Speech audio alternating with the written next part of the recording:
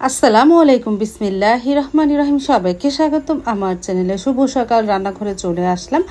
আটা তো ফ্রিজে ছিল সানানো, বের করে রুটি ভাজি। আর এই যে কি বলবো, আর ছাল ভাজা ভাজা করেছি ভুড়ির মতন, অনেক ভালো হয়েছে। এখন সাইদুল বাবা বলতেছে রুটি দিয়ে খাবে, এই জন্য আটা ছিল ফ্রিজে, বের করে রুটি বানিয়ে দেব। আর আজকে সকাল থেকে এখন ঘর গোছাই নেই, কারণ পরে ঘর ঝাড়ু দিয়ে নেব না।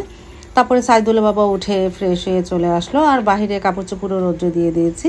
রুটি ভাজা হয়ে গেল, আমি আর সাইদুল বাবা নাস্তা খেতেও বসে পড়লাম।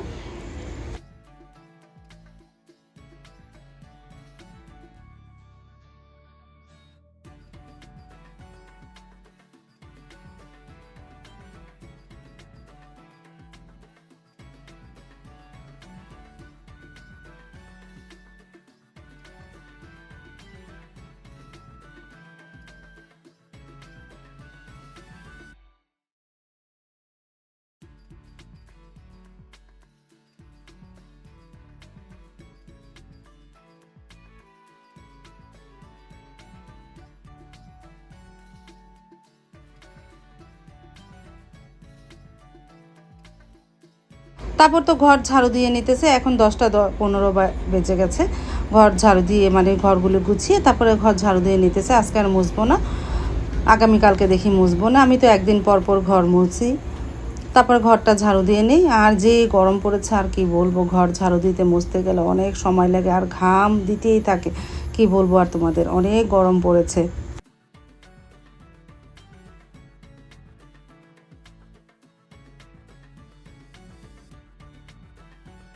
ঘর ঝাড়ু দিয়ে ফ্রেশ হয়ে মানে গোসল করে, মেয়েরও গোসল করে রেডি হয়ে প্রায় আমরা 2টা বাজে বেরিয়ে পড়লাম। আর তখন ঘর ঝাড়ু দেওয়ার পর আর ভিডিও করিনি, আমরা রেডি হয়ে বেরিয়ে পড়লাম। আজকে যাচ্ছি একটু দুপুরে লাঞ্চ করতে বাহিরে। মেয়েদের ঈদের সালামি দিয়ে আজকে লাঞ্চ করবো, মেয়েরা বলতেছে। তারপরে সাবা তো 1 মাস পরীক্ষা দিল, পরীক্ষা দিয়ে ক্লান্ত হয়ে গেছে, বলতেছে আম্মু আমাকে কোথাও নিয়ে একটু ঘুরিয়ে আনো। তারপরে মনে করলাম আজকে আমাদের এখানে নারিশে একটা ভালো ডাক বাংলো ক্যাফ আছে, খিচুড়ি মানে গরুর গোস্তের খিচুড়ি রান্না করে অনেক ভালো। সাইদুল আসার পর একদিন আমাদের খাইয়েছিল, অনেক ভালো লাগতেছে। সেটা দুপুর থেকেই শুরু হয়, রাত 10টা তৈরি থাকে। সেই ক্যাফে আসলাম। আর মেয়েদের ঈদের সালামি দিয়ে মেয়েরা বলতেছে আমরাই তোমাদের খাওয়াবো। তারপরে 2 মেয়ের ঈদের সালামি দিয়ে এই খিচুড়ি খেতে চলে আসলাম, আলহামদুলিল্লাহ। আর যেহেতু নদীর পাশে, এটা হলো পদ্মা নদী, নদীর পাশে এই ক্যাফটা খুবই ভালো লাগে। অবশ্য হালকা একটু রৌদ্র ছিল, কিন্তু যদি একটু মেঘলা মেঘলা থাকতো আরও ভালো লাগতো, ঠান্ডা বাতাস থাকতো, বাতাসটা একটু কম ছিল। তারপরে অটো থেকে নেমে হাঁটতে হাঁটতে চলে আসলাম সেই ক্যাফের সামনে। আর হাঁটতে হাঁটতে দেখি এখানে বাদাম তুলতেছে, ভালোই লাগতেছে দেখতে। নদীর পাশে বাদাম বনেছিল, সেই বাদাম তোলা হচ্ছে, চীনা বাদাম।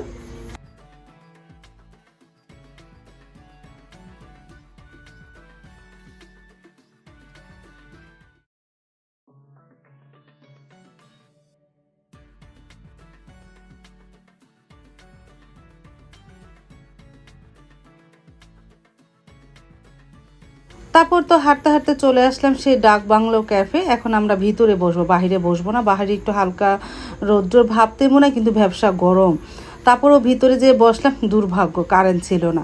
তারপরে একটা টেবিলে নিয়ে গিয়ে বসলাম, কারেন্ট নেই, কিন্তু ভিতরটাও সুন্দর করে সাজিয়েছে, অনেকেই খাচ্ছে। তারপরে আমরা খিচুড়ি অর্ডারটা আগে দিতে হয়, দিয়ে সাইদুলে বাবা দিতে গেছে, আমরা এখানে বসে আছি। আর জানলা দিয়ে হালকা বাতাস আসতেছে। তারপরে খিচুড়ি চলে আসলো। এই ক্যাফে শুধু গরুর গোস্ত খিচুড়ি হয়, আর অন্য কিছু হয় না। আর সাথে অনেকে যদি গরুর পায়া খেতে চায় সেটা আছে। তারপরে আমরা 4 জনে খিচুড়ি নিলাম, আলহামদুলিল্লাহ বিসমিল্লাহ বলে শুরু করেছিলাম। এই খিচুড়িটা অনেক মজা, আমার কাছে ভালোই লাগে, সাইদুলের বাবার কাছেও ভালো লেগেছে, বলতেছে অনেক মজা। তারপরে খেয়ে নিলাম। আর মোটামুটি ভালোই গোস্ত থাকে। এই খিচুড়ি প্লেট 160 টাকা করে প্লেট থাকে, ভালোই গোস্ত দেয়, আলহামদুলিল্লাহ অনেক মজা হয়েছিল। গরম গরম, আর এইভাবেই অনেক গরম, তার মধ্যে কারেন্ট নেই। আর কি বলবো আর।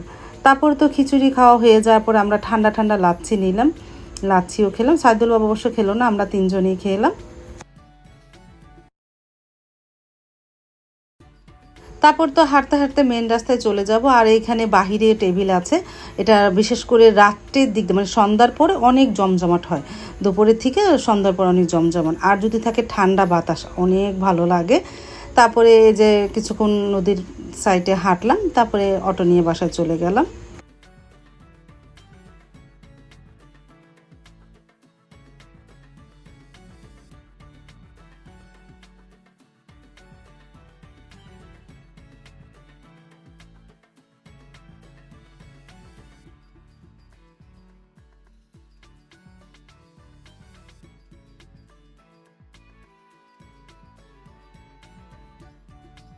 বাসায় তো চলে এসেছি, আসার পরে আর ভিডিও করা হয়নি। আসার পর একটু রেস্ট নিয়ে শুয়েছিলাম, বিকালের কাজ সেরেছি, সন্ধ্যার সময় পুডিং বের করে খাচ্ছি।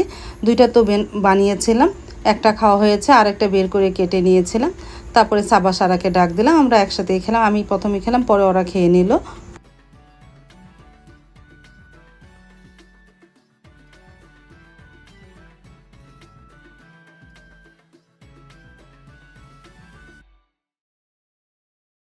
তারপর ঘন্টাখানিক পর চলে আসলাম রান্নাঘরে। ভাতের চাল ভিজিয়ে রেখেছিলাম, ভাত রান্না করি, ঘন ডাল, বেগুন ভাজা, আলু ভর্তা বানাই, এই রাতের খাবার।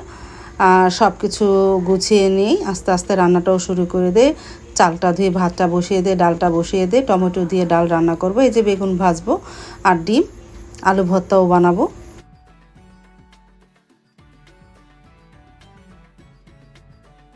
ডালটা তো মেখে ঝুঁকে প্রেসার কুকারে বসিয়ে দিলাম, ঘন ডাল।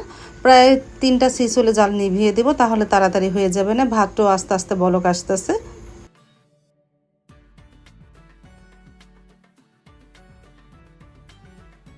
ভাতটাও প্রায় হয়ে এসেছে, ঠিকা দিব। আর এদিকে ডিমটাও ভেজে নে, ডালটা নামিয়ে ডিমটা ভেজে, ডিমটা সাবা বলতেছে আম্মু আলু দিয়ে রান্না করো। ও তো তেমন একটা ভাত খাবে না, ও দুপুরে একটু খিচুড়ি খেয়েছে, এখনকার ভাত খাবে, ও একটু ডিম খাবে না। তারপর তো ডিমটা আলু দিয়ে ভুনা করে ফেললাম। আর এদিকে ডালটাও হয়ে গেছে। আর সাইদুলের বাবা আসলে বেগুনটাও ভেজে নিব, বেগুনে হলুদ মরিচ মেখে রেখেছি, আসলে গরম গরম যখন খেতে বসবে তার আগে গরম গরম ভেজে দিব না।